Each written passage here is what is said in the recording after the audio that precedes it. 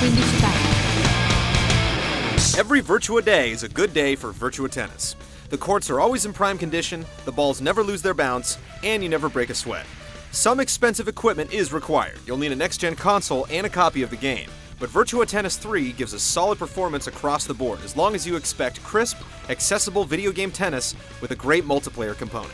If you've played Virtua Tennis before in the arcades or at home, you already know what the game is all about.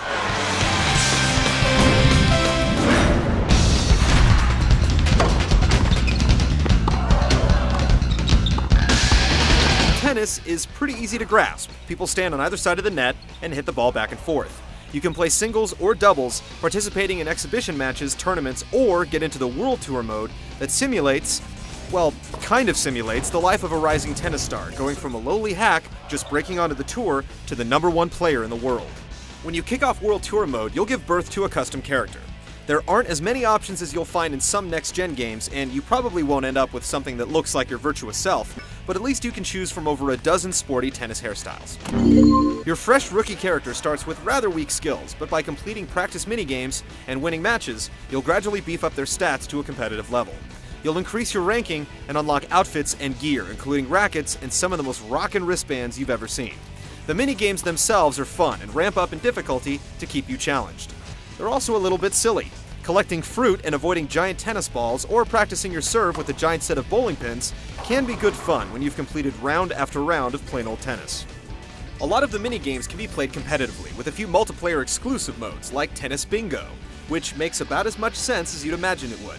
It's no substitute for an intense versus match, but the minigames are a signature Virtua Tennis touch, and there's always room for balloon popping.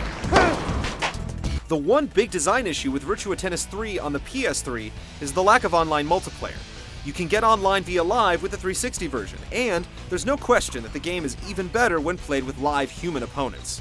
If you've got access to a healthy stable of friends stopping by, you may not miss the online option as much, but it's really disappointing to see the PlayStation 3 version fault on such an enjoyable and useful feature. Parità.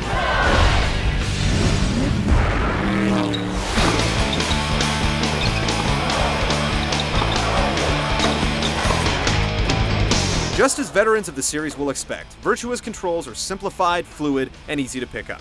The game's arcade feel makes it easy to grasp, but the matches definitely have a realistic look and pace. You won't see any exaggerated glowing super shots here. You have a standard hit that's suitable for returning just about anything, and a slice and a lob to mix things up.